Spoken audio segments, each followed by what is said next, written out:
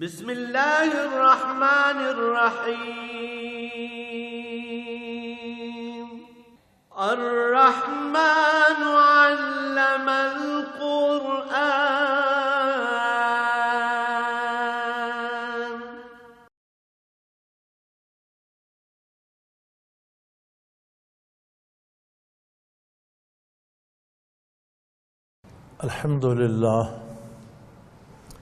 الحمد لله نحمده ونستعينه ونستغفره ونؤمن به ونتوكل عليه ونعوذ بالله من شرور أنفسنا ومن سيئات أعمالنا من يهده الله فلا مضل له ومن يضلله فلا هادي له ونشهد أن لا إله إلا الله وحده لا شريك له ونشهد أن سيدنا ومولانا محمدا عبده ورسوله.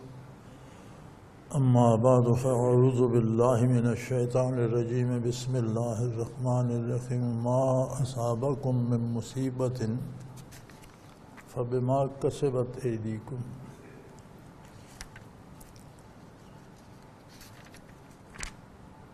ويعفو عن كثير وما أنتم بمعجزين في الأرض وما لكم من دون الله من ولي ولا نصير. اللهم سبحانك لا علم لنا إلا ما علمتنا إنك أنت العليم الحكيم. مولاي صل وسلم دائما أبدا على حبيبك خير الخلق كلهم.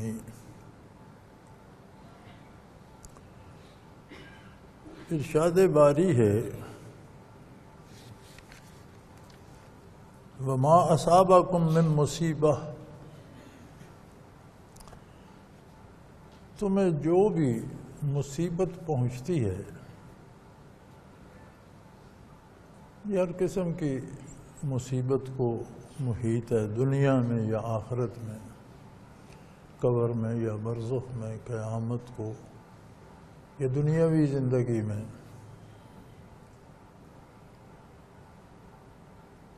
تو ہر بندہ اپنی ایک پسند اور رائے رکھتا ہے، اور جو چیز اس کی رائے کے خلاف ہو اسے وہ مصیبت سمجھتا ہے. تو ہر بندے کی مصیبتیں مختلف ہیں، یہ درست نہیں ہے. مصیبت اس فعل کو کہتے ہیں جو غضب الہی کا سبب بن جائے. ہر وہ کام، ہر وہ نظریہ، ہر وہ کردار مصیبت ہے جو اللہ کی ناراضگی کا سبب بنا. بخار ہو جانا، کبھی بیمار ہو جانا، کبھی صحت ہو جانا، رزق میں تنگی و فراخی، ہم اسے مصیبت سمجھتے ہیں. یہ مصیبت نہیں ہے، یہ اللہ کا ایک نظام ہے.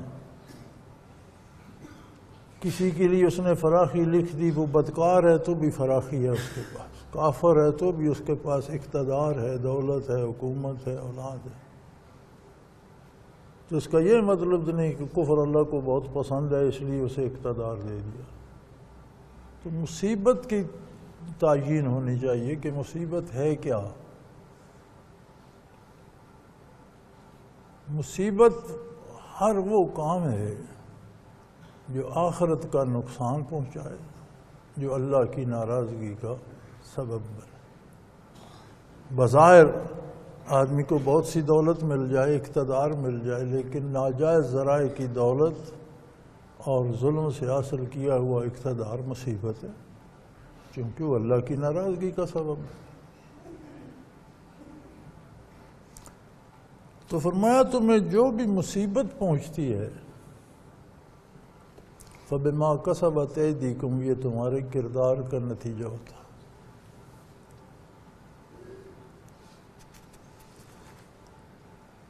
دنیاوی دکھ تکلیفیں ان کی 3 قسمیں ہیں.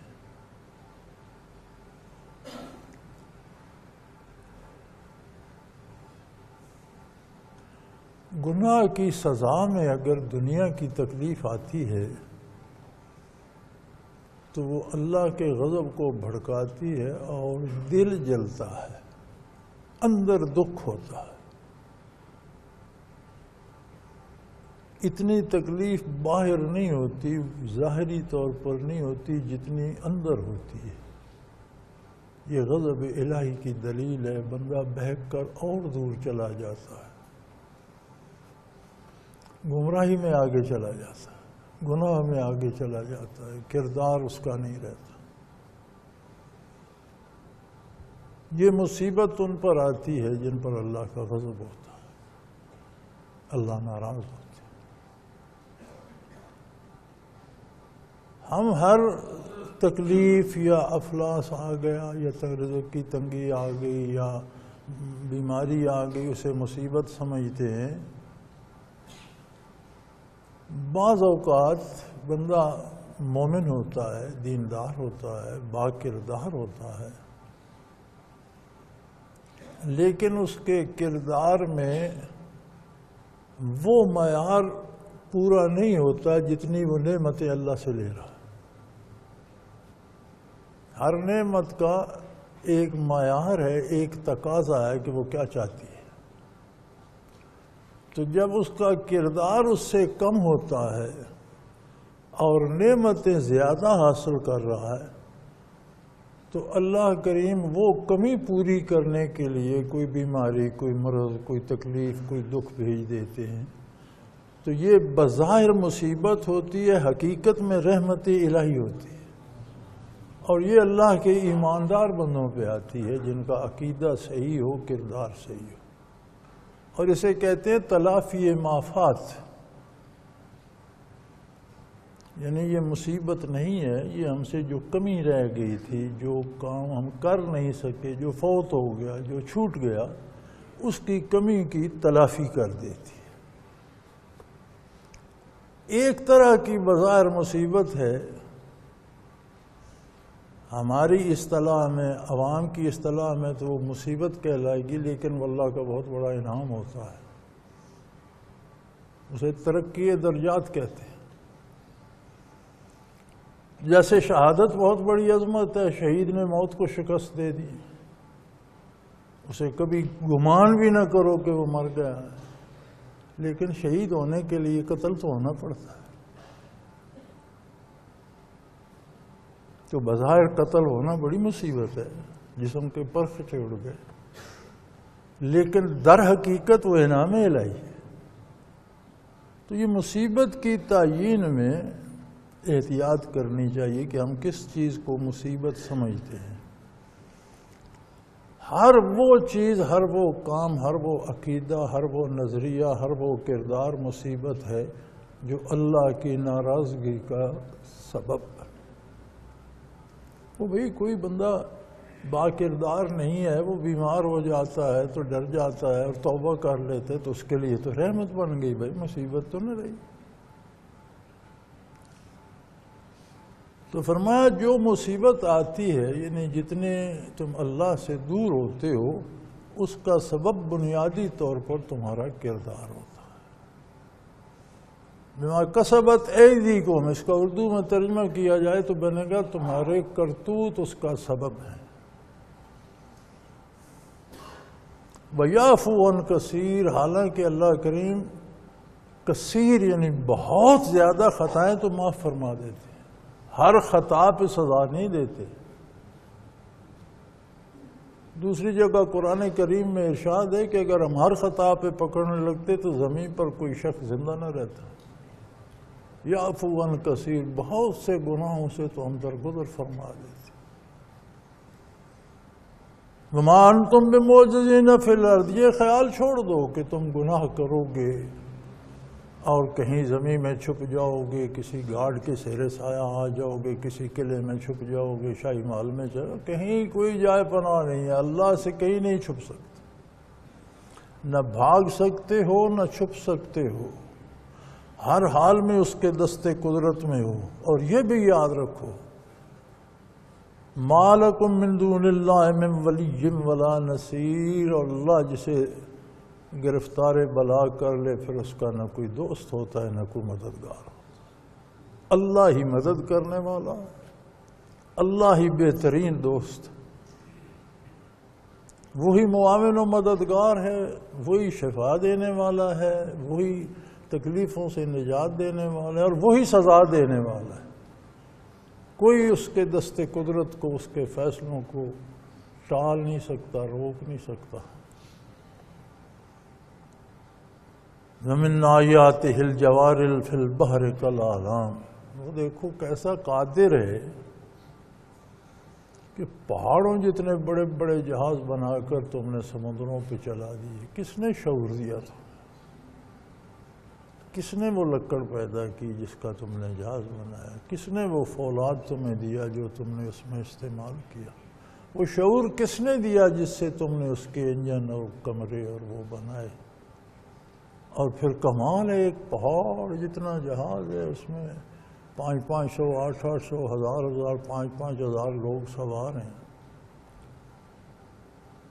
اتنے بندوں کا راشن بھی اس میں ہے، پانی بھی ہے، دوائیں بھی ہیں، میڈیکل فیسلٹی بھی ہیں اور ساری جدید سہولتیں بھی ہیں. یہ ایک پورا شہر ہے اور پانی کی سطح پہ تیر رہا ہے. یہ شعور تمہیں کس نے دیا؟ تم اس پہ خوش ہو گئے میں نے بنایا. تم کیا تھے؟ تم تو خاکی ذرات تھے. تمہیں ایک مادے کی شکل دی، پھر ایک خون کی پھٹکی بنی، پھر اس سے گوشت کا لوتھڑا بنا، پھر اس میں ہڈیاں پیدا ہوئیں، پھر اس نے تمہیں انسان بنایا، پھر اس میں روح ڈالی. اس نے تمہاری عقل، دماغ، شعور، سماعت، بصارت، ساری چیزیں عطا کر کے تمہیں اتنے علوم ظاہری بھی دے دیے کہ تم یہ چیزیں بنا کر استعمال کر رہے ہو. وہ قادر ہے. اِن یشاء یسکن الرِّیحَ فَیَظْلَلْنَ رَوَاکِدَ عَلَىٰ ظَہْرِهِ. اگر آج بھی وہ سمندروں میں ہوا کو روک دے یا مخالف ہوا چلا دے تو جہازوں کو تنکے کی طرح بہا کر لے جاتی ہے. کیا آج طوفان تمہارے بڑے بڑے جو ہیں جہاز ان کو نہیں ڈبو دیتے؟ وہ قادر ہے، تمہاری حفاظت فرماتا ہے. وہ ہواؤں کو تعامل کا حکم دے دیتا ہے، وہ تمہیں لے کر چلتی ہیں جھولے کی طرح. لیکن اگر وہ ہوا کو ساکن کر دے یا ہوا کو مخالف چلا دے پھر کیا کرو گے؟ جہاز چلتا رہے، چپو چلاتا رہے، ہوا اسے پیچھے دھکیل کے لے جائے گی. وہ کہیں اور جانا چاہے گا، وہ اسے کہیں اور لے جائے گی. ان فی ذلک لآیات لکل صبار شکور. فرمایا ان ساری باتوں میں، ان ساری چیزوں میں عظمت الہی کے دلائل تو بڑے واضح ہیں، لیکن یہ دلائل ان کے لیے ہیں جو صبر کرتے ہیں، خود کو اللہ کی نافرمانی سے روکتے ہیں. انسان کو اللہ نے دو نگاہیں دی ہیں. ایک نگاہ کو بصارت کہتے ہیں، جو بظاہر اس آنکھ کے ڈھیلے میں ہے، ہم دیکھتے ہیں، اسے بصارت کہتے ہیں. ایک آنکھیں اس نے ہر بندے کے دل میں بھی دی ہیں، اسے بصیرت کہتے ہیں، دل کی آنکھ سے دیکھنا. تو فرمایا جو صبر کرتے ہیں، صبر کیا ہوتا ہے؟ صبر کا لغوی معنی ہے کہ جیسے کوئی گھوڑا پوری رفتار سے دوڑا رہا اور ایک دم لگام کھینچ کر اسے روک لے، یعنی رک جانا، ٹھہر جانا. ہمارے ہاں تو یہ غلط العام ہے نا، کسی کا کوئی مر جائے وہ شور شرابہ نہ کرے تو کہتے ہیں اس نے صبر کیا. صبر ہے اللہ کی نافرمانی سے خود کو روک لے. فرمایا جو لوگ اللہ کی نافرمانی سے اپنے آپ کو روکتے ہیں اور پھر یہ اپنا کمال نہیں سمجھتے، شکور، پھر اللہ کا شکر ادا کرتے ہیں کہ الحمدللہ تو نے مجھے یہ شعور دیا، یہ توفیق دی کہ میں تیری نافرمانی سے رک گیا. فرمایا یہ عظمت الہی کے دلائل ان کی سمجھ میں آتی ہیں تو سورج کی طرح روشن، لیکن اندھے کو کیا نظر آئے کہ سورج ہے؟ جس کی بینائی نہ ہو تو سورج روشن رہے، اسے کیا فرق پڑتا ہے؟ رات دن اس کے لیے تو برابر ہے. تو فرمایا جن کی بصیرت ضائع ہو جاتی ہے، نافرمانی کرتے ہوئے اپنا دل تباہ کر بیٹھتے ہیں، انہیں پھر عظمت الہی کے دلائل نظر نہیں آتے، ورنہ ہر ذرہ اس کی عظمت کا گواہ ہے۔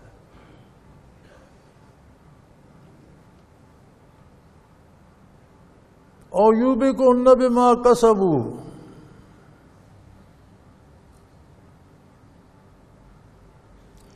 اور اگر اللہ چاہے تو جو اس کی نافرمانی کرتا ہے اسے تباہ کر دے،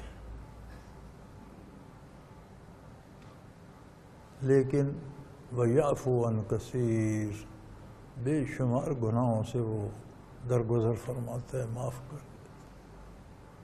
وہ توبہ کا دروازہ بند نہیں کرتا، کسی کی روزی بند نہیں کرتا، کسی سے صحت نہیں چھینتا، دنیا کی ساری نعمتیں دے دیتا۔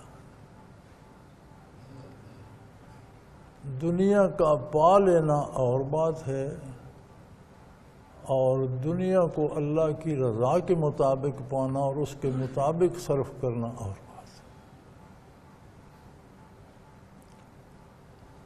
او یوبقن بما کسبوا، لوگوں کی ان کے اعمال کی وجہ سے تباہ کر دیتا۔ جب بھی کوئی گناہ کرتا سزا مسلط ہو جاتی، مٹ جاتا، تباہ ہو جاتا، بم کی طرح پھٹ جاتا۔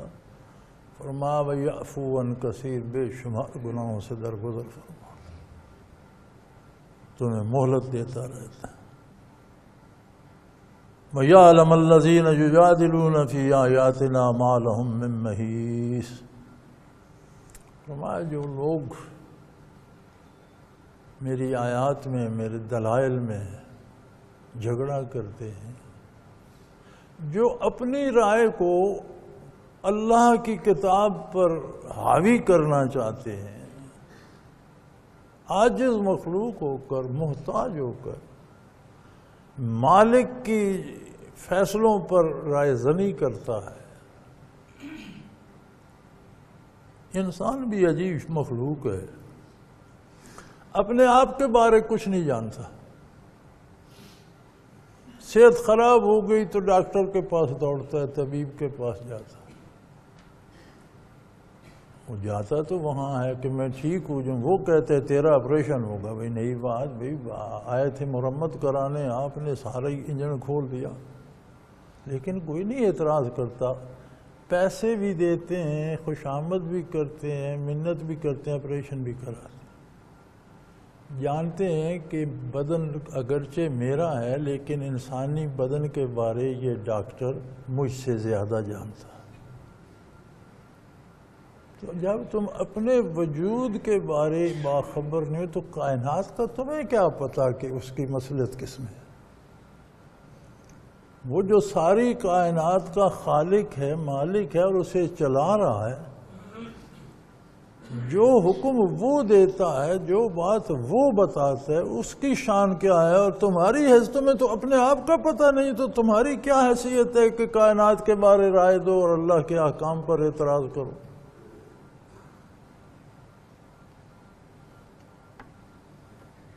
وَيَعْلَمَ الَّذِينَ يُجَادِلُونَ فِي آيَاتِنَا، جو میری آیات میں جھگڑا کرتے ہیں اور اعتراض کرتے ہیں اور اپنی رائے مسلط کرنا چاہتے ہیں، وہ کان کھول کے سن لیں ایک بات، مَا لَهُم مِّن مَّحِيصٍ، ان سے کہیں بھاگا نہیں جائے گا، انہیں میری بارگاہ میں آنا، وہ کہیں چھپ نہیں سکیں گے، کوئی جائے پناہ نہیں ہوگی، کوئی انہیں بچانے والا نہیں ہوگا، انہیں میرے حضور پیش ہونا ہے۔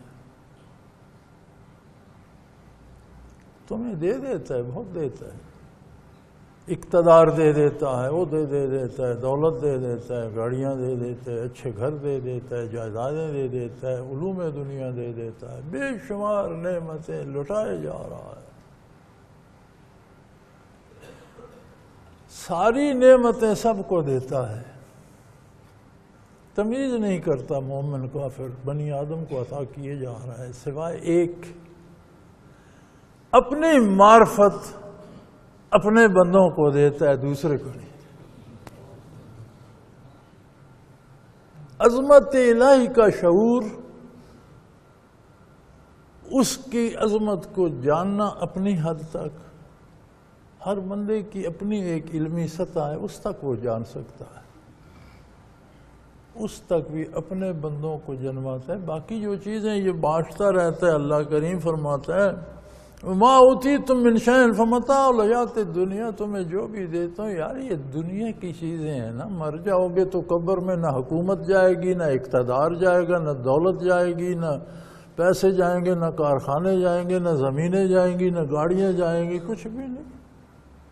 ادھر دم نکلا ادھر مال وارثوں کو، تو اس مال کی کیا حیثیت جو ناپائیدار ہو، جس کا کوئی بھروسہ نہ ہو۔ ارب پتی بیٹھے بیٹھے کلاش ہو جاتا ہے، 2 نقصان ہوتے ہیں 4 ہوتے ہیں تو مقروض ہو جاتا ہے۔ وہاں مال دنیا کی کوئی حیثیت نہیں ہے۔ اس لیے یہ بوجھ اپنے پر نہ بڑھاؤ، ناجائز ذرائع سے مال یا اقتدار لینے کی کوشش نہ کرو،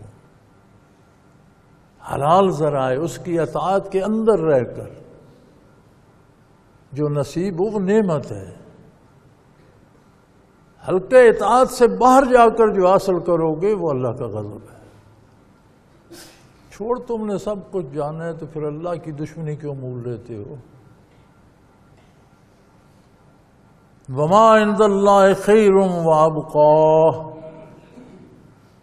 جو چیزیں اللہ کے پاس جا کر ملیں گی، اس دنیا سے انسان ٹرانزٹ میں ہے، سفر کر رہا ہے، خاک سے نطفہ بنا، نطفے سے بچہ بنا، بچے سے جوان ہوا، حکمران ہوا، دولت مند ہوا، امیر ہوا، فقیر ہوا، قبر میں چلا گیا، برزخ میں پہنچ گیا، انتظار ہے، ویٹنگ روم ہے، بیٹھا ہے، قیامت قائم ہوگی، فیصلہ ہوگا، واپس گھر پہنچتا ہے جنت میں یا جیل جاتا ہے۔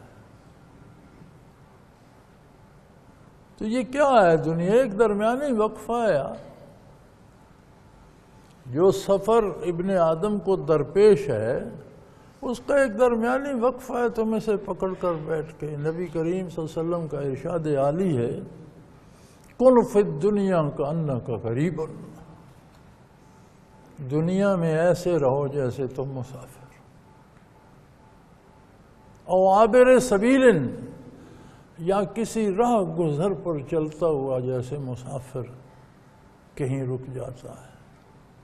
دھوپ ہے، کوئی درخت آیا سایہ دار، کہا 10 منٹ سستا لوں، کہیں پانی کا چشمہ مل گیا، منہ ہاتھ دھو لوں، وضو کر لوں، تھوڑا سا پانی پی لوں، لیکن وہ لمبی تان کے وہاں سوتا تو نہیں، اسے جانا ہے سفر پر، وقتی طور پر سکون لے لیتا ہے سائے سے، پانی سے، پھر چل پڑتا ہے۔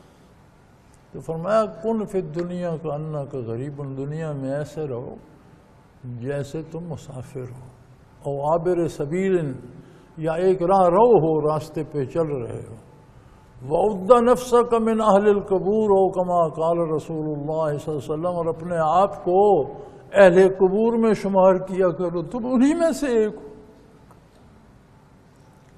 یہ جو قبریں لاکھوں نظر آتی ہیں، یہ تم سے زیادہ جوان، تم سے زیادہ امیر، تم سے زیادہ خوبصورت،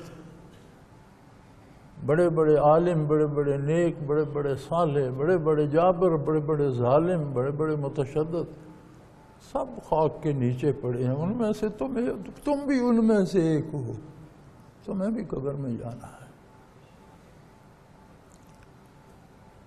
جو کچھ اللہ کے پاس ہے جب وہاں پہنچو گے، جو وہاں ملے گا وہ بہت بہترین، خوبصورت اور ابقا، ہمیشہ رہنے والا، وہ چھینا نہیں جائے گا۔ آخرت کی نعمتیں جو عطا ہوں گی ان میں زیادتی ہوگی، کمی نہیں ہوگی، دے کر چھینی نہیں جائیں گی،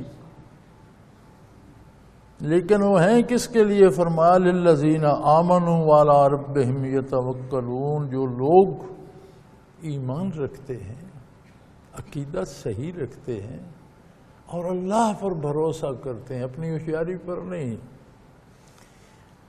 ہم محسوس نہیں کرتے لیکن ہم سے ہو جاتا ہے۔ جب ہم ناجائز ذرائع استعمال کرتے ہیں تو ہم سمجھتے ہیں میں اپنی ہوشیاری سے کچھ دولت حاصل کر لوں، میں نہیں۔ یہ نعمتیں ان کے لیے جو اللہ پہ بھروسہ کرتے ہیں، یعنی حلال اور جائز وسائل کے اندر رہتے ہیں کہ اللہ نے جو مجھے دینا ہے وہ دینا ہے، ناجائز ذرائع استعمال نہیں کروں گا۔ اور جب کوئی ناجائز ذرائع کی طرف جاتا ہے تو اس کا مطلب ہے اس نے اللہ پر اعتماد چھوڑ دیا، اس سے معروم ہو گیا کہ میں نے چوری کرنی ہے تو یہ دولت ملے گی، میں نے رشوت لینی ہے تو بنگلہ ہوگا۔ وہاں جب تم نے اللہ کا بھروسہ چھوڑ دیا تو پھر کیا ملا؟ بنگلہ ملا تو سزا ہی ہے۔ والذین یجتنبون کبائر الاسم، وہ لوگ جو گناہ کرتے ہوئے ڈر جاتے ہیں، بڑے بڑے گناہوں سے بچتے ہیں، جرأت نہیں کرتے، اجتناب کرتے ہیں۔ اجتناب ایک ہوتا ہے نہ کرنا، ایک ہوتا ہے اجتناب۔ اجتناب بہت لطیف لفظ ہے۔ اجتناب کا معنی یہ ہے کہ گناہ نہ کرنا، مثلا کوئی بدکاری نہیں کرتا، یہ تو گناہ نہ کرنا ہوگا۔ اجتناب یہ ہے کہ بدکاری کا سوچے بھی نہیں، کسی غیر عورت کی طرف دیکھے بھی نہیں، کوئی ایسا خیال بھی نہ لائے کہ میں یہ کروں، یہ اجتناب ہے۔ یعنی گناہ کے وسائل اور ذرائع جو ہیں ان سے بھی بچ جانا اجتناب کہلاتا ہے۔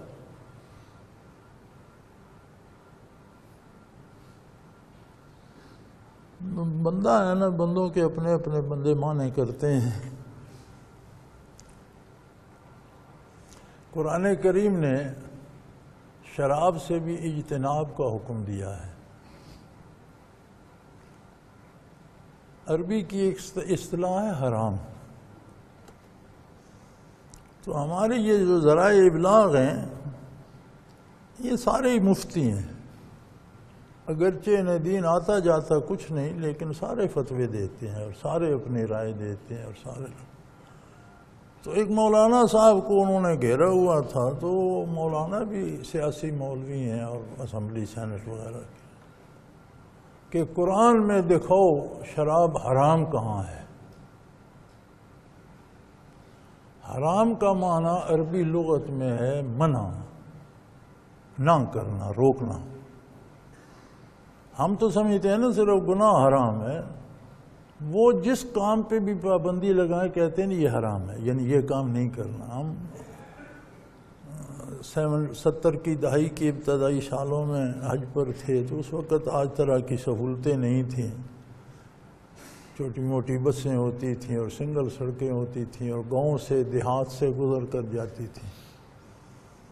اور آج کل جو چند گھنٹوں کا سفر ہے مکہ مکرمہ مدینہ منورہ، اس میں دن لگ جاتا تھا۔ ہم سے پہلے جو لوگ گئے وہ اونٹوں گھوڑوں پہ جاتے تھے۔ تو ہمیں مغرب ہو گئی، دیر ہو گئی، ایک گاؤں آ گیا، اس میں ہم رکے۔ مجھے وضو کرنا تھا، پانی کا ایک نل نظر آیا، ہم تلاش کر رہے تھے پانی۔ میں نے کہا یہاں سے وضو کے پانی، تو وہاں ایک بابا سا بیٹھا تھا دیہاتی، وہ مجھے کہنے لگا حرام آزا۔ میں کہا مویا معافی الحرام۔ میں نے کہا پانی کس نے حرام کر دیا یار؟ اس نے کہا یہ حرام ہے۔ اب میرا ذہن حرام کا وہی اپنا یہاں کا تھا، تو میں نے کہا مویا معافی الحرام، پانی کو کس نے حرام کر دیا؟ پانی حرام نہیں ہوتا۔ وہ خیر وہ شور کرتا رہا، میں نے وضو کر لیا۔ پھر مجھے احساس ہوا کہ یہ کہہ رہا تھا کہ یہاں سے پانی لینا منع ہے۔ تو جو چیز بھی جہاں بھی وہ رکاوٹ لگاتے ہیں اسے حرام کا مطلب ہے روک دینا۔ قرآن نے شراب کو حرام نہیں کہا، فَاجْتَنِبُوهُ، اس سے اجتناب کرو، یعنی اس کے ذرائع بھی حرام ہیں۔ کوئی اس نیت سے انگور اگاتا ہے کہ بیچوں گا شراب بنے گی، حرام ہے۔ کوئی اس انگور کو اٹھا کر لے جاتا ہے کارخانے میں جہاں شراب بنتی، وہ مزدوری حرام ہے۔ کوئی پیتا نہیں شراب، لیکن اس میں لے جانے میں، دینے میں، پلانے میں سارا حرام، اس کے وسائل حرام ہیں۔ اجتناب، فَاجْتَنِبُوهُ۔ اب ہمارے ایک بہت معروف آدمی تھے، اللہ انہیں معاف کرے، گزر گئے لاہور کے، تو وہ فرمایا کرتے تھے کہ اجتناب کا معنی پرہیز ہوتا ہے تو شراب سے پرہیز ہی کا حکم ہے، کبھی پرہیز نہیں بھی ہو سکتی، ڈٹ کے پیا کرتے تھے۔ اجتناب کا مطلب پرہیز نہیں ہے، اجتناب کا مطلب ہے کہ اس کے ذرائع سے بھی الگ رہا جائے۔ اس کے ذرائع بھی، شراب اور خنزیر یہ دو ایسی چیزیں ہیں، ان کے ذرائع بھی حرام۔ اگر کوئی خنزیر لوڈ کر کے اپنی گاڑی میں کہیں پہنچاتا ہے تو اس کا کرایہ لینا بھی حرام۔ کوئی شراب لاد کر لے جاتے تو وہ یعنی اس کے وسائل بھی حرام ہیں۔ یہاں بھی یہی فرمایا والذین یجتنبون کبائر الاسم، یہ دویدہ دلیری سے گناہ نہیں کرتے، اجتناب یعنی گناہ کے ذرائع سے بھی بچنے کی کوشش کرتے ہیں، اجتناب کرتے ہیں گناہ سے۔ مطلب ہے گناہ کے جو وسائل اور ذرائع ہیں ان سے بچنے کی کوشش کرتے ہیں، اور یہ بھول جاؤ کہ کچھ گناہ کبیرہ ہوتے ہیں، کچھ صغیرہ ہوتے ہیں، کچھ چٹانیں بڑی ہوتی ہیں، کچھ چھوٹے سنگریزے ہوتے ہیں۔ اگر آپ کشتی میں ایک ایک چھوٹا سنگریزہ بھی پھینکنا شروع کر دیں تو ایک دن وہ بھی ڈبو دیں گے، چٹان بن جائیں گے۔ یہ جنہیں گناہ صغیرہ کہا جاتا ہے نا، یہ کرتے رہو تو یہ بھی کبیرہ ہی بن جاتا ہے۔ کنکر بھی اکٹھے کرتے رہو تو چٹان کا وزن ہو جاتا ہے۔ لہذا گناہ گناہ ہے، پوری کوشش کرو گناہ کے۔ دیکھو قرآن نے کتنا خوبصورت اصول دیا ہے کہ گناہ کے ذرائع سے بچو۔ تم کہتے ہو میں شراب نہیں پیوں گا، تم شرابیوں سے ملنا چھوڑ دو، تم شرابیوں کی محفل میں جانا چھوڑ دو، تم شراب کے بارے باتیں سننا چھوڑ دو۔ ان وسائل، اجتناب کا مطلب ہے ذرائع اور وسائل سے بچو جو وہاں لے جانے کا سبب بنتے ہیں۔ والفواحش، فوش کام کیا ہوتا ہے؟ ہر وہ کام فوش ہے جسے آپ دوسروں کے سامنے نہیں کر سکتے، جسے دوسروں کے سامنے کرتے ہوئے شرم آتی ہے، وہ فوش۔ کہ فرمایا میرے بندے گناہ کے وسائل سے بچتے ہیں، بے حیائی سے بچتے ہیں۔ وَإِذَا مَا غَضِبُوا هُمْ يَغْفِرُونَ، اور کسی پر ناراض بھی ہو جائیں تو معاف کر دیتے ہیں۔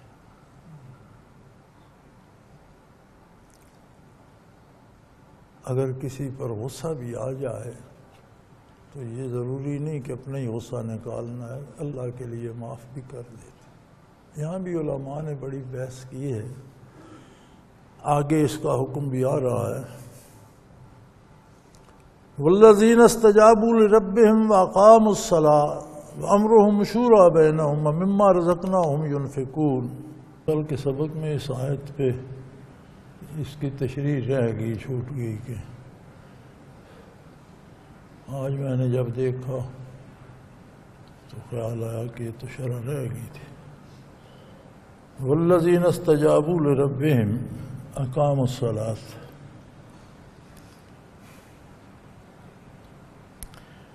فرمائی ایمان کی پہلی دلیل جو انسان کو مذہب پہ قائم رکھتی ہے، جو اس کا کردار بناتی ہے، جو اس کے افکار کی اصلاح کرتی ہے، جو اس کی سوچوں کو درست کرتی ہے، وہ یہ ہے کہ جب انہیں نور ایمان نصیب ہوتا ہے وہ اقاموا الصلاۃ، تو عبادات کو قائم کرتے ہیں۔ تمام عبادات کا ایسا اہتمام کرتے ہیں کہ ماحول متاثر ہوتا ہے۔ ایک ہوتا ہے ادائے صلاۃ، جو آج کل ہم کر رہے ہیں، شرمندہ شرمندہ بھاگ دوڑ کر کبھی آیا پڑھ لی، چلو شرن تو فریضہ ادا ہو گیا، اس کا کوئی اثر ہو نہ ہو۔ قرآن کریم زور دیتا ہے اقامت صلاۃ پر، ادائے صلاۃ کی بات ہی نہیں کرتا۔ اقامت یہ ہوتی ہے کہ ماحول ہی ایسا بن جائے کہ آپ دوسروں سے شرمندہ نہ ہو، ارد گرد کے لوگ آپ سے متاثر ہوں۔ عبادات کے قیام کا سبب بنے آپ کا کردار اور آپ کا ایمان اور آپ کا یقین۔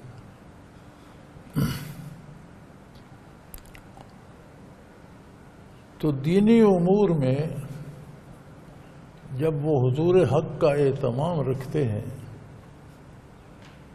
اور اس پر اللہ کا شکر ادا کرتے ہیں اور فخر کرتے ہیں اپنے مسلمان ہونے پر اور اپنے بر وقت نمازیں ادا کرنے پر، روزے رکھنے پر، تسبیحات پر، عبادات پر انہیں فخر ہوتا ہے۔ ماحول سے متاثر نہیں ہوتے، ماحول کو متاثر کرتے ہیں۔ ہمارا مسئلہ تو یہی ہے نا جی، وہ دفتر میں کوئی بھی نہیں پڑھتا تو مجھے نماز پڑھتے شرم آتی ہے۔ ہمارا جو وہاں ماحول ہے جہاں میں ملازمت کرتا ہوں وہاں کوئی نہیں ہے، جو جس علاقے میں میں رہتا ہوں وہاں لوگ مذاق اڑاتے ہیں۔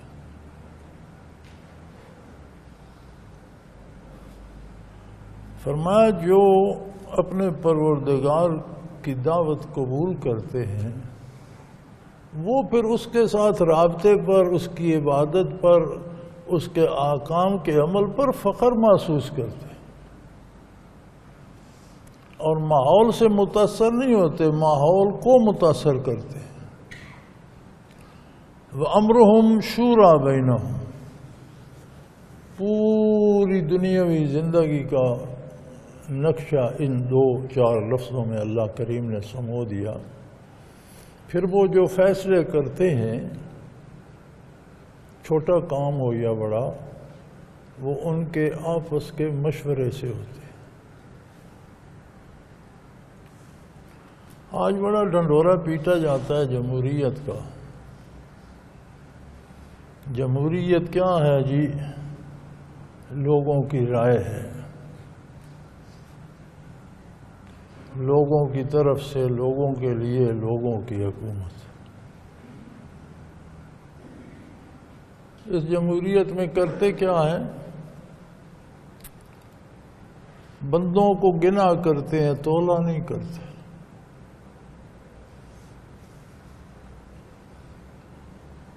اس جمہوریت کا خاصہ یہ ہے، اس میں جو جعلی ہوتا ہے یا جو اور پھیر ہوتا ہے اسے چھوڑ بھی دیں، اگر صاف ستھرا بھی ہو تو بندے گنے جاتے ہیں نا۔ ایک ان پڑھ جاہل گنوار ہے، ایک ووٹ اس کا ہے، ایک چیف جسٹس آف پاکستان ہے، ایک ووٹ اس کا ہے، یعنی اس کی رائے کا کوئی وزن نہیں اس گنوار کے مقابلے میں، جیسی اس کی ہے رائے اتنا ہی وزن اس کا، ایک ووٹ اس کا، ایک اس کا۔ ایک نیک پارسا، عبادت گزار، صالح، سچے آدمی کا ایک ووٹ، چور، اچکا، جھوٹا ایک ووٹ۔ اسلام اس جمہوریت کو نہیں مانتا۔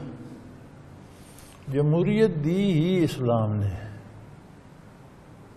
6 7ویں صدی میں کہاں جمہوریت تھی؟ روئے زمین پر صرف بادشاہتیں تھیں۔ نبی علیہ السلام اللہ کے محبوب، اللہ کے آخری رسول، سید المرسلین۔ نبی تو نبی ہوتا ہے، نبی من جانب اللہ مبعوث ہوتا ہے، تو نبی کے ساتھ تو مقابلہ نہیں ہو سکتا۔ لیکن دنیا سے پردہ فرماتے وقت آپ صلی اللہ علیہ وسلم نے امت پر چھوڑ دیا۔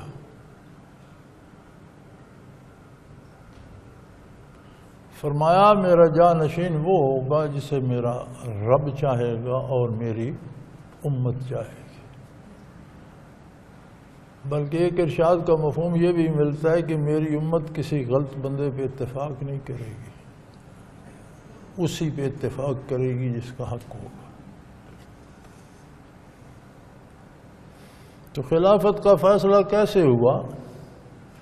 امرہم شورا، آپس کا مشورہ۔ مشورہ کس سے کیا جاتا ہے؟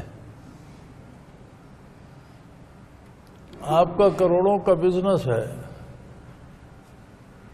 ایک جاہل گنوار راستے سے جا رہے ہیں، آپ اس سے مشورہ کریں گے؟ بزنس کروڑوں کا ہے تو مشورے کے لیے کسی ارب پتی کے پاس جائیں گے کہ جی یہ مصیبت آ رہی ہے، یہ تکلیف آ رہی ہے، یہ رکاوٹ آئی، یہاں سے کیسے نکلیں؟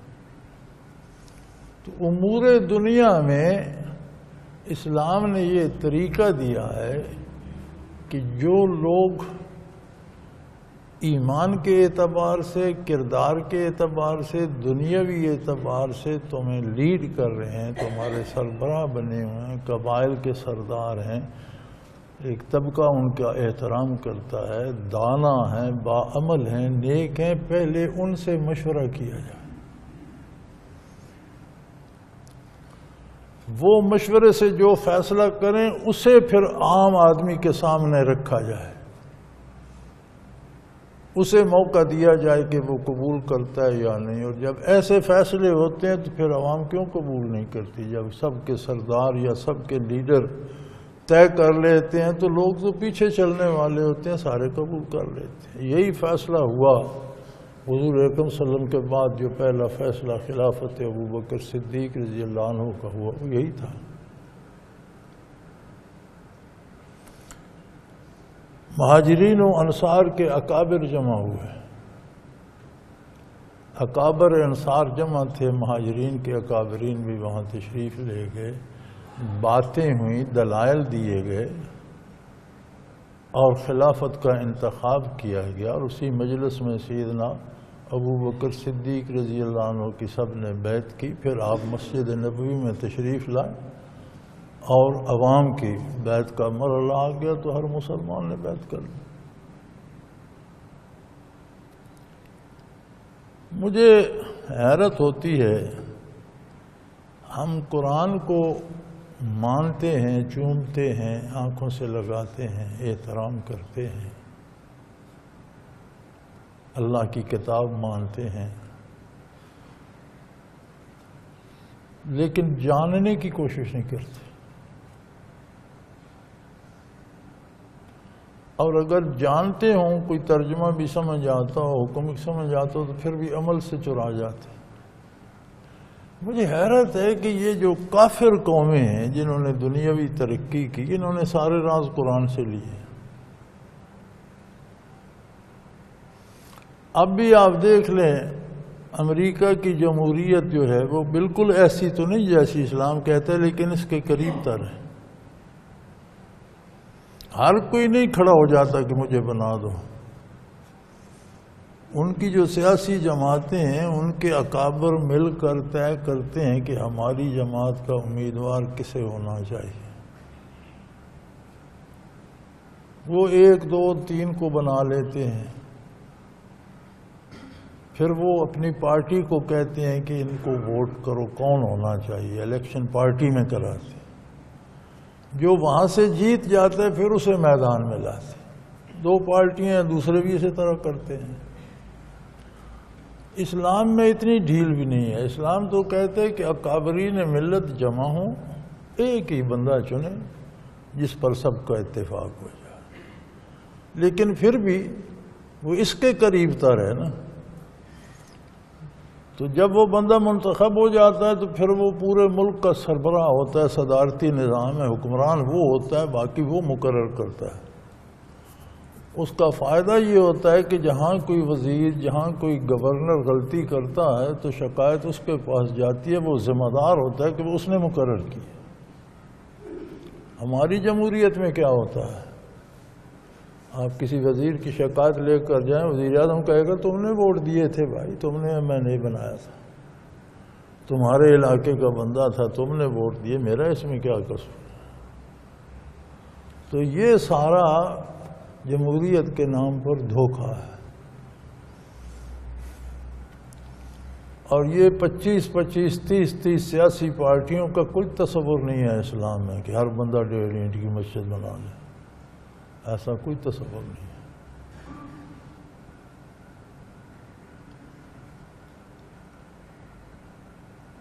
اور اس پہ چین والے کاربند ہیں، نہ اللہ کو مانتے ہیں نہ رسول کو مانتے ہیں، لیکن وہ اس پہ ڈٹے ہوئے ہیں کہ پارٹی ایک ہی ہوگی اور لیڈر بھی ایک ہی ہوگا۔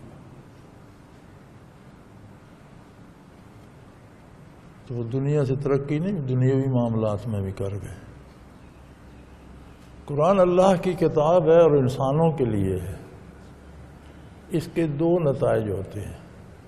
ایک وہ اثر جو دنیا میں بندے کو مل جاتا ہے، دوسرا وہ نتیجہ جو آخرت میں ملے۔ جو فائدہ دنیا میں ملتا ہے اگر قرآن کے بتائے ہوئے اصول پر عمل کرے گا تو دنیا کا فائدہ کافر کو بھی ہوگا، کیونکہ وہ رب العالمین ہے اور رب العالمین کی کتاب ہے، کافروں کا رب بھی وہی ہے۔ لیکن چونکہ کافر کا آخرت پر ایمان نہیں ہے، وہ آخرت کے لیے نہیں کرتا، لہذا آخرت میں سے کچھ نہیں ملے۔ تو یہ جتنی مغربی اقوام نے ترقی کی ہے، یہ تو جاہل لوگ تھے۔ 7ویں صدی عیسوی کی ان کی تاریخ پڑھیں تو یہ تو جہالت میں ڈوبے ہوئے لوگ تھے اور لوٹ مار کے عادی اور قتل و غارت کے۔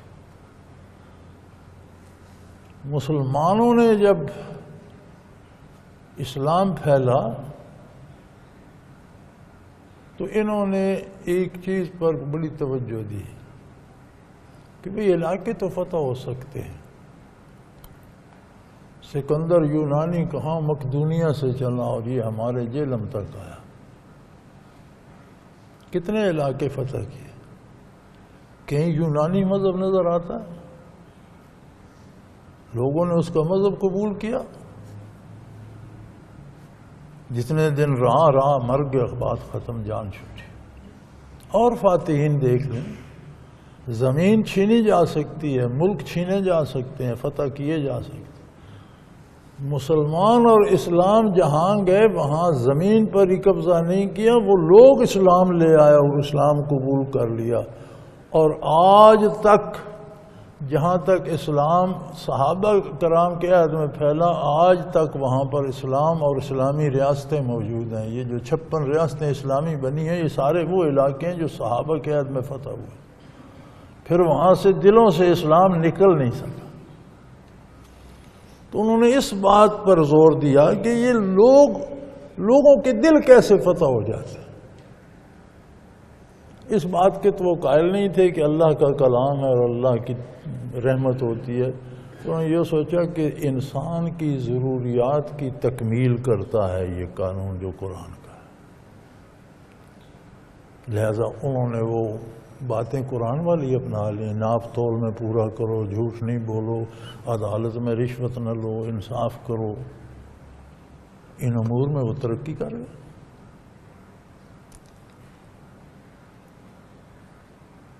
جہاں انہوں نے اسلام کا دامن چھوڑا، سود پر کار بند رہے، آج خود نالاں ہیں کہ سودی نظام نے ہمیں تباہ کر دیا ہے، اسے بند کرنا چاہیے، اس کا متبادل سوچنا چاہیے، نفع اور نقصان ہونا چاہیے۔ بلکہ جاپان میں تو بلا سودی بینک جاپان نے شروع بھی کر دی کہ اسے آہستہ آہستہ بدلنا چاہیے۔ عورت کے معاملے میں انہوں نے اسلام کی بات نہیں مانی۔ اسلام نے کہا عورت کو پردے میں رکھو اور اس کا اپنا منصب ہے، اپنا کام ہے، اپنا اس کا ایک انداز ہے۔ ان کا نہیں عورت مرد برابر ہیں۔ آج پیٹ رہے ہیں، آج ان کی عورت گھر نہیں آتی۔ آج مغرب عورت کے ہاتھوں اتنا نالاں ہے کہ اس کے پاس اس کا کوئی علاج بھی نہیں کہ اسے واپس لے آئے۔ اسی طرح نشے کے جو چیزیں ہیں، شراب وغیرہ، اسلام نے ان سے روکا، اس سے نہیں روکے۔ اب پیٹ رہے ہیں، چلا رہے ہیں کہ یہ نہیں ہونا چاہیے، لیکن اب وہ کوئی چھوڑتا نہیں۔ تو جہاں جہاں انہوں نے بھی اسلام سے ہٹ کر کام کیے، وہ بھی بھگت رہے ہیں، ہم سے زیادہ بھگت رہے ہیں۔ یہ ہماری بد نصیبی ہے، ہم قرآن کو مانتے ہیں، جانتے نہیں، اور اگر کوئی جانتا ہے تو وہ عمل نہیں کرتا۔ تو فرمایا تمہارے سارے دینی امور اس راز میں پنہاں ہیں کہ جب تم پروردگار کو رب مانو۔ والذین استجابوا لربہم، رب وہ ہوتا ہے جو ہر ضرورت مند کی ہر ضرورت ہر وقت ہر جگہ پوری کر رہا۔ تو کسی کو ایسی ہستی نصیب ہو کہ اس کی ہر ضرورت ہر وقت ہر جگہ پوری کرے، پھر اسے کہیں اور جانے کی کیا ضرورت؟ تو فرمایا اللہ کو رب مانو، اور عبادات پر قائم ہو جاؤ، ماحول کو متاثر کرو۔ جیسے مسلمان جہاں گئے ماحول کو متاثر کیا، ملکوں کے ملک مسلمان ہو گئے۔ وَأَمْرُهُمْ شُورَىٰ بَيْنَهُمْ، ان کا کام آپس میں مشورے سے ہوتا ہے۔ مشورہ ہمیشہ کسی دانا سے، تجربہ کار سے کیا جاتا ہے۔ تو شورا کا مطلب یہ نہیں کہ آپ ڈپٹی کمشنروں کو لکھیں اور وہ ایک ایک بندہ بھیج دیں اور وہ مجلس شورا بن جائے، یہ نہیں۔ اکابرین ملت کو، دانا لوگوں کو، تجربہ کار لوگوں کو، جنہیں لوگ بڑا مانتے ہیں، جن سے لوگوں کو فائدہ ہوتا ہے، جو لوگوں کے مسائل حل کرنا جانتے ہیں، ان کو جمع کرو، ان کے سامنے بات رکھو، پھر جو فیصلہ وہ کریں وہ پبلک کے سامنے رکھو۔ اور یقیناً جب ہر طبقے کا کوئی سربراہ اس میں شامل ہوگا تو وہ لوگ اختلاف کیوں کریں گے؟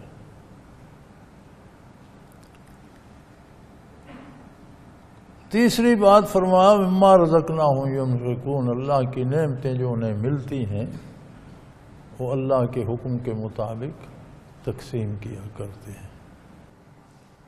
ایسے لوگ جنہوں نے دعوت اللہ قبول کر لی، مان لی بات،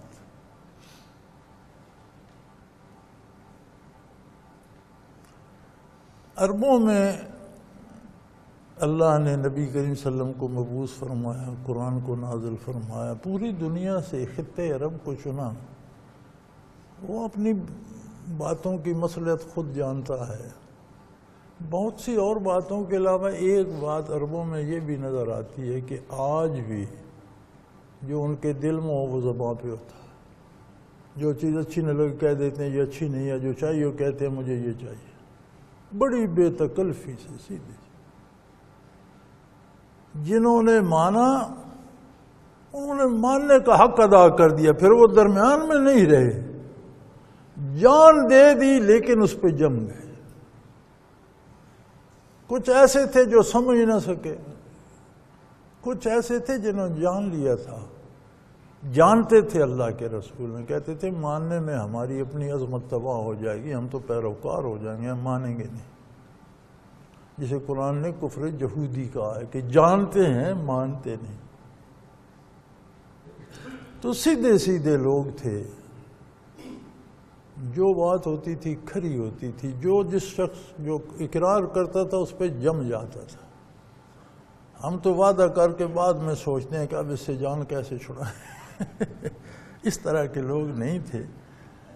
تو فرمایا جو لوگ اللہ کی دعوت کو قبول کرتے ہیں وَأَقَامُوا الصَّلَاةَ، اس کی دلیل یہ ہے کہ وہ اللہ کی اطاعت گزار ہو جاتے۔ اقامت صلاۃ ایک ہوتا ہے ادائے صلاۃ، اپنی نماز پڑھ لی، یہ صلاۃ ادا ہو گئی۔ اقامت صلاۃ کچھ اور چیز ہے، آپ کا ماحول، آپ کی بات چیت، آپ کا کردار، آپ کے ساتھ ملنے جلنے والا وہ ایسا ہو کہ آپ کے ارد گرد کے لوگوں کو بھی نمازی کر دی، یہ اقامت صلاۃ ہے۔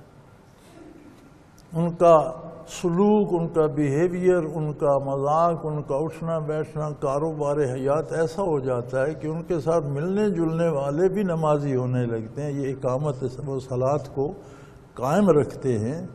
وَمِمَّا رَزَقْنَاهُمْ يُنْفِقُونَ، اور جو نعمتیں اللہ نے دی ہیں وہ اللہ کی راہ میں خرچ کرتے ہیں۔ اللہ نے اقتدار دیا ہے تو انصاف کرتے ہیں، اللہ نے عدالت میں بٹھایا ہے تو حق کرتے ہیں، اللہ نے کوئی طاقت دی ہے تو اس سے لوگوں کا بھلا کرتے ہیں، اللہ نے دولت دی ہے تو زکوٰۃ بھی دیتے ہیں، اللہ نے علم دیا ہے تو لوگوں میں بانٹتے ہیں۔ یہ ساری نعمتیں اللہ کا رزق ہے، کسی کو کوئی عطا کر دی، کسی کو کوئی، تو ان کے پاس جو نعمت ہے اس سے اللہ کی مخلوق بھی مستفید ہوتی ہے۔ والذین اذا اصابہم بغی ہم ینتصرون، اور جب کوئی ان سے زیادتی کرتا ہے، بغاوت کرتا ہے، زیادتی کرتا ہے تو مناسب طریقے سے بدلہ لیتے ہیں۔ یہ وہ بات آ گئی نا پہلے والی کہ معاف کر دینا۔ علماء فرماتے ہیں اگر کوئی آپ کے ساتھ زیادتی کرتا ہے اور آپ سمجھتے ہیں کہ اسے معاف کر دیا تو اس کا بھلا ہوگا، یہ توبہ کر لے گا، برائی بڑھے گی نہیں، وہاں معاف کر دینا افضل ہے۔ جہاں یہ خطرہ ہو کہ اس نے یہ زیادتی کی ہے، اگر اسے چھوڑ دیا تو پھر دوبارہ زیادہ زیادتی کرے گا یا کسی اور کے ساتھ زیادہ ظلم کرے گا، وہاں سزا دینا ضروری ہوتا ہے۔ اسی لیے سزا جزا کا نظام ہے، لیکن اتنی سزا دی جائے گی جتنی اس کی غلطی ہے، آپ زیادہ نہیں دے سکتے۔ کسی نے ایک تھپڑ مارا ہے، آپ 2 نہیں مار سکتے، کسی نے ایک دانت توڑا ہے، آپ اس کے 2 نہیں توڑ سکتے، کسی نے گالی دی ہے، آپ اسے گولی نہیں مار سکتے، گالی اور گولی میں بڑا فاصلہ ہے۔ تو فرمایا والذین اذا اصابوا البغی بغی هم ینتصرون، جب ان کے ساتھ زیادتی کی جاتی ہے تو مناسب طریقے سے اس کا جواب دیتے ہیں۔ وجزاء سیئۃ سیئۃ مثلھا، کسی برائی کی سزا ویسی ہی ہے جیسی وہ برائی تھی، جتنا اس نے جرم قتل کیا ہے سزائے موت دی جائے گی۔ کسی کو زخمی کیا ہے، عدالت کی ثوابدید پر ہے، گواہوں کی شہادت پر ہے، اسے قید کیا جائے گا۔ جو جرم چوری کی ہے اسے سزا دی جائے گی، ہاتھ کاٹا جائے گا، ڈاکہ کیا ہے اس کے پاؤں کاٹا جائے گا۔ جزاء سیئۃ سیئۃ مثلھا، جیسی اس نے برائی کی ویسی اس کی سزا ہے۔ فمن عفا واصلح فاجرہ علی اللہ، اور اگر کوئی درگزر کر دے، معاف کر دے، لیکن وہ اصلاح، معاف کرنے میں اصلاح کی امید ہو، معاف تب کیا جائے گا۔ عفا و اصلاح، اگر کوئی غلطی کرتا ہے اور معاف کرنے سے اس کی اصلاح کی امید ہو، سدھرنے کی امید ہو، تو پھر معاف کر دینا بہتر ہوگا۔ فاجرہ علی اللہ، اس کے ساتھ جو زیادتی ہے اس کا بدلہ اسے اللہ دے۔ انہ لا یحب الظالمین، اور یاد رکھو اللہ زیادتی کرنے والوں کو کبھی پسند نہیں کرتا۔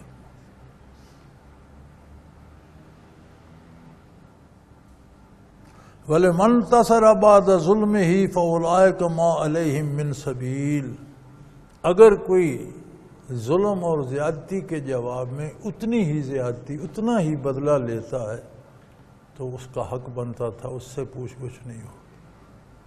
جتنا کسی نے جرم کیا ہے اتنی ہی اس کو سزا ملتی ہے، تو یہ انصاف ہے، یہ حق ہے، اس پر گرفت نہیں ہوگی۔ انما السبیل الذین یظلمون الناس، گرفت ان لوگوں پر ہوگی جو اللہ کی مخلوق پر زیادتی کرتے ہیں، ظلم کرتے ہیں، ان کے وسائل چھینتے ہیں، ان کے ذرائع چھینتے ہیں، ان کے دماغ خراب کرتے ہیں، انہیں گمراہ کرنے کی کوششیں کرتے ہیں۔ اگر اقتدار میں ہیں تو لوگوں کے حقوق غصب کرتے ہیں، ادا نہیں کرتے۔ کاروباری ہیں تو کم تولتے ہیں، پیسے زیادہ لے لیتے ہیں، چیزیں روک کر مہنگی کر دیتے ہیں۔ ملازم ہیں، دفاتر میں ہیں تو تنخواہ الگ لیتے ہیں، رشوت لے کے کام کرتے ہیں۔ فرمایا ایسے لوگوں پر گرفت ہوگی، ان سے پوچھا جائے گا کہ میری مخلوق پر ظلم کرنے کی جرأت تم نے کہاں سے پائی؟ کوئی گناہ گار ہے، کوئی کافر ہے، آپ اس کے ساتھ زیادتی نہیں کر سکتے۔ اللہ نے اسے اجازت دی ہے، جو دین چاہے وہ رکھے، کافر ہے تو اس کی اپنی مرضی، اپنے انجام کو پہنچے گا۔ آپ خوبصورت طریقے سے دین کی تعریف کر سکتے ہیں، اچھائی بیان کر سکتے، اس پر مسلط نہیں کر سکتے، اور اس بات پر اسے اس کے حقوق سے محروم نہیں کر سکتے۔ اس کی جان محفوظ ہے، مال محفوظ ہے، آبرو محفوظ ہے۔ اسلامی ریاست میں کافر ہے تو ریاست کے ذمے ہے اس کی حفاظت کرے، بلکہ اسلام نے تو یہ کہا کافر صرف جزیہ دے گا، ٹیکس دے گا، فوج کے خرچے کے لیے پیسے دے گا، جہاد اس کے ذمے نہیں ہے، اس کی حفاظت مسلمان فوج کے ذمے ہے۔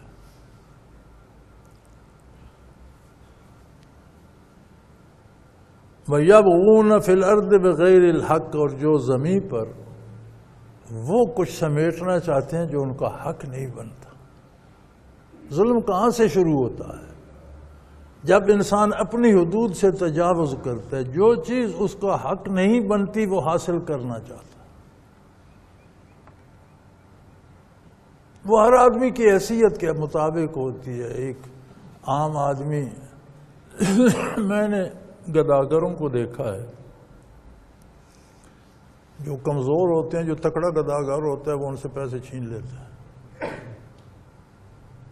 یہ واقعات میں نے دیکھے۔ وہاں سے یہ شروع ہوتی ہے اور سربراہ مملکت تک جاتی ہے۔ کوئی کسی عہدے پہ بیٹھے جو ماتحت ہیں ان کے حقوق چھین لے گا۔ ہم نے بنگلوں میں رہنے والوں کو مالیوں کی تنخواہ غصب کرتے اور کھاتے دیکھا۔ اوہ خدا کے بندے، تیری لاکھوں میں تنخواہ، تیرا پیٹ نہیں بھرا، اس کے 5,000 سے تو کیا پیٹ بھر جائے؟ لیکن ایسا کرتے ہیں لوگ۔ فرمایا زیادتی تب شروع ہوتی ہے کہ جب یبغون فی الارض بغیر حق، زمین پر وہ چیزیں لینا چاہتے ہیں جو ان کا حق نہیں بنتی۔ اولئک لہم عذاب علیم، یہ لوگ یاد رکھیں ان کے لیے بڑے دردناک عذاب ہے۔ وَلَمَنْ صَبَرَ وَغَفَرَ، جس نے صبر کیا، اللہ کی نافرمانی سے رکا اور درگزر سے کام لیا۔ ان ذالک لمن عزم الامور، یہ بہت بڑی عظیم بات ہے، یہ اللہ کا بہت بڑا انعام ہے کہ کسی کو اتنا حوصلہ، اتنی جرت، اتنا صبر اور اتنا شکر کرنے کی توفیق عطا کر دے۔ وآخر دعوانا ان الحمدللہ رب العالمین۔ اللہ اللہ اللہ اللہ اللہ اللہ اللہ اللہ۔ حضرت امیر محمد اکرم آوان مد ظلہ العالی دارالعرفان منارہ ضلع چکوال میں سالہ سال سے قرآن و حدیث کے اوپر خطابات کر رہے ہیں اور سلسلہ نقشبندیہ اویسیہ کے مطابق لوگوں کو ذکر الہی کی تربیت دے رہے ہیں۔ وہ قرآن پاک کی تفسیر ترتیب وار بیان کر رہے ہیں۔ تفسیر قرآن کو وہ موجودہ ملکی اور بین الاقوامی حالات کے مطابق بیان کرتے ہیں۔ موٹر وے سے کلر کہار کے انٹرچینج سے نکلتے ہوئے کلر کہار کی جھیل سے ہوتے ہوئے میانی، بوچھال اور نور پور سے گزرتے ہوئے دارالعرفان منارہ پہنچ سکتے ہیں۔ حضرت امیر محمد اکرم آوان نے بچیوں اور بچوں کی دینی اور دنیاوی تعلیم کے لیے سقارہ اکیڈمی کے نام سے ایک درسگاہ بھی قائم کی ہے، جس کا افتتاح ملک پاکستان کے صدر جنرل محمد ضیاء الحق نے اپنے دست مبارک سے کیا تھا۔ وہ تمام احباب جو اسلام کی طلب رکھتے ہیں ان سے گزارش ہے کہ دارالعرفان منارہ ضلع چکوال میں امیر محمد اکرم آوان صاحب کے خطابات سے مستفید ہوں۔ وہ ہر جمعے کو نماز سے پہلے بیان فرماتے ہیں۔ ہر ماہ کی پہلی اتوار کو ماہانہ اجتماع ہوتا ہے جس میں آپ خصوصی خطاب فرماتے ہیں اور پاکستان کے چاروں صوبوں سے احباب اس اجتماع میں شرکت کرتے ہیں۔ اس کے علاوہ یہاں سال میں 2 مرکزی اجتماعات بھی ہوتے ہیں، ایک رمضان المبارک میں اعتکاف کا اجتماع اور دوسرا جولائی اور اگست میں 40 دن کا اجتماع ہوتا ہے جس میں روحانی تربیت کی جاتی ہے۔ اپنا خون سیماب دے کر اتنا ہم کر جائیں گے، نام آقا کا چمن میں پھر رقم کر جائیں گے۔